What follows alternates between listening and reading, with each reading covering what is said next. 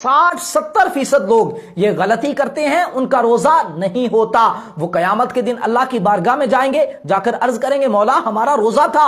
अल्लाह फरमाएगा नहीं, तुम्हारा रोजा नहीं था। क्यों? क्योंकि वो ये गलती करते हैं। वो गलती क्या है? तवज्जो से सुन ले, इस वीडियो को मुकम्मल देखना है और शेयर जरूर करना है। खुदा की कसम, अगर आपके एक शेयर से एक बंदे का भी रोजा बच गया तो ये आपकी और मेरी बख्शिश के लिए काफी होगा। वो गलती क्या है? 60-70% लोग उर्फ आम में ये गलती करते हैं। वो ये समझते हैं कि सहरी का वक्त फजर की अजान के खत्म होने तक होता है। ऐसा बिल्कुल भी नहीं है।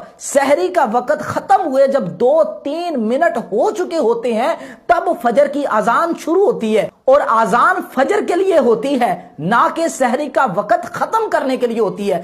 खुदा के लिए इस वीडियो को इतना शेयर करें कि हर मुसलमान को पता चल जाए कि सहरी का वक्त कब तक होता है। खुदा की कसम, आपके एक शेयर से एक बंदे का भी रोजा बच गया तो इस वीडियो को बनाने का हक अदा हो जाएगा।